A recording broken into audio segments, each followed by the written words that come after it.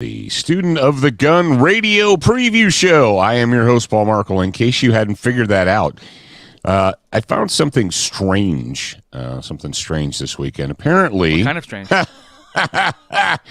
Apparently, people who follow us on socialist media, there's people on socialist media following us that don't listen to the radio show. Which is crazy because that's like the most important thing in the world. Like, how did you get here? How do you follow the Student of the Gun socialist media and not listen to the radio show?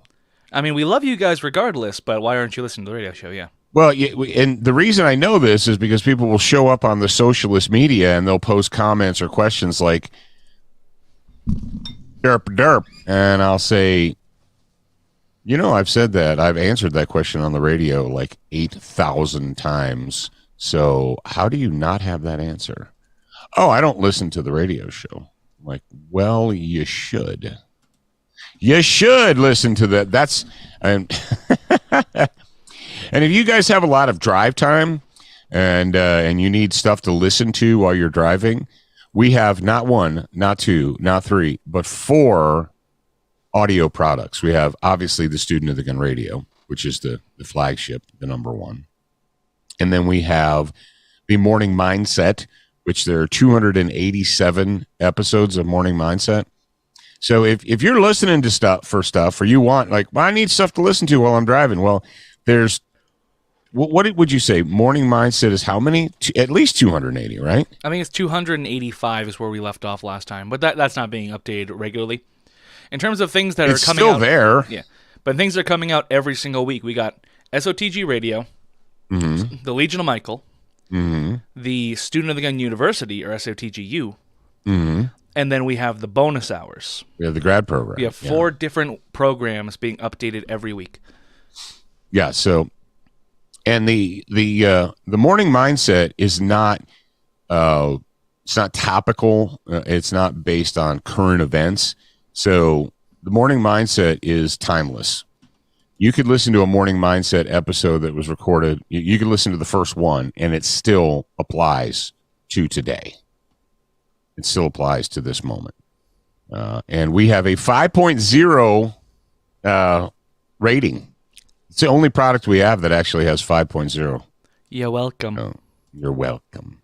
You're welcome. So if you're looking for something to listen to, out there in the socialist media audience, we've got a lot of material.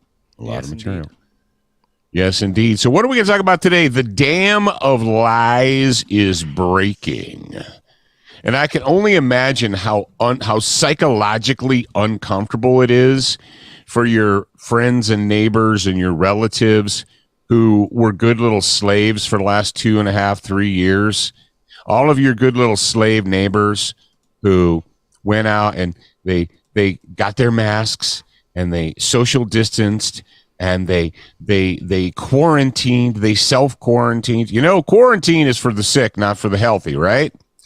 We've always had a situation where the language becomes bastardized and we use the language incorrectly, or the language gets used for the convenience of whatever is happening at that moment. But when we start changing the actual definition of words, for instance, before the year 2020, if you were to ask someone, what does quarantine mean? They would say, oh, that's when someone's sick and you keep them away from the non-sick, the healthy people, right? So people are sick, like lepers. And you don't let the lepers mingle with the kids because they'll give them leprosy, right? So you quarantine them. Quarantine is not for healthy people. Also, quarantine is not supposed to be done at the barrel of, from the barrel of a gun or the threat of arrest. So you had your friends, neighbors, and coworkers, and the Kyles and Karens that live around you. That they couldn't wait to bend the knee, right? They hid in their houses, and when they did venture out, they wore masks and goggles. And you still see some of these retards. You see them driving their cars every day. At least one time, I will see a a mentally broken human driving in a car with their windows up with a freaking surgical mask on. And there are people who are going to wear it forever. So they die. You can say, well, when is it going to be long enough? When is it going to be? The answer is never. Yeah. There are people who like it. There are people who feel like they have to do it, and the people who want to do it. It's there will be, I think, I don't know, maybe we'll censor them or whatever. There will be books written about the psychological damage done by the COVID psyop. Okay. Well, the reason I bring this up is because unless you've been living in a hole in the ground, you'll realize that the dam of lies is breaking. That there are still people out there that are pushing back against the lies. And so what did we point out a couple of weeks ago, Zach, about the amnesty people? This all of a sudden, almost out of nowhere, this term COVID amnesty popped up. Almost out of nowhere. And I was like, when I first saw it, I thought, what am I seeing here? It's so out of nowhere. I have no idea what the hell you're talking about. Oh, yeah. Look up COVID amnesty. So I can't remember who the first one was, but they started floating the idea that, well, here's what we need to do. Oh, on November 7th, last week, Emily Oster wrote an article in The Atlantic, A Pandemic Amnesty, that some folks proposed silly things during it, but when the information was short and we really didn't know what we were dealing with, and rather than blame each other for the mistakes that were made, we need to declare an amnesty and stop trying to assign blame. So this did not happen in a vacuum, okay? And things like this don't happen by accident. Here we go. TheAtlantic.com, October 31st. Let's declare a pandemic amnesty. No. And there are some people on our side. There's some people on our side that are like, we're not going to get back to where we need to be if we point fingers. All right. No. For all of you out there who might be entertaining that notion, that's like, it is as if you had 2 years of theft and fraud and deceit, and then after 2 years you start catching these people, right? You discover who it was that was stealing and lying and deceiving you.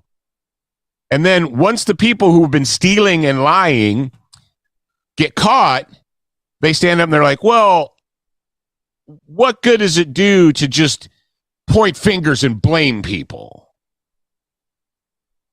What good does it do? I'll tell you what good it does. It's called holding people responsible for their behavior. Because, ladies and gentlemen, if you do not hold people responsible for their behavior, then you absolutely guarantee that the problem you encountered is not only going to happen again, but it's going to be worse the next time. The idea that we need to just forgive and forget. You mean the same people that publicly announced, whether it was on Twitter or Fascist Book or in the Sunday TV shows, or they did op-ed pieces about how those who refuse to get the shot need to just die. If you don't get the shot, then you shouldn't be allowed access to health care. Yes, there were people out there who said that. There were people out there who said if you refuse to wear a mask and social distance, that you shouldn't be allowed to go to the grocery store. You shouldn't be allowed access to food. Yeah, those people were out there. And now that the lies are being exposed, the dam of lies is cracking and a monsoon of truth is coming out. So the people who did all that, who engaged in that behavior, now they're like, oh, can't we all just, they're in the words of the immortal Reverend King, can't we all just get along? There's an old meme for this, which is, now's not the time to be blaming people, quote, person to blame. All that being said, I think it's about time that we go ahead and start the radio show. We're going to go ahead and hop over to the official thing if you want to hear more of that.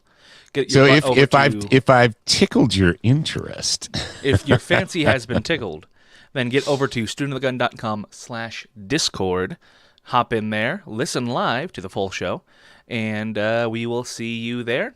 Goodbye.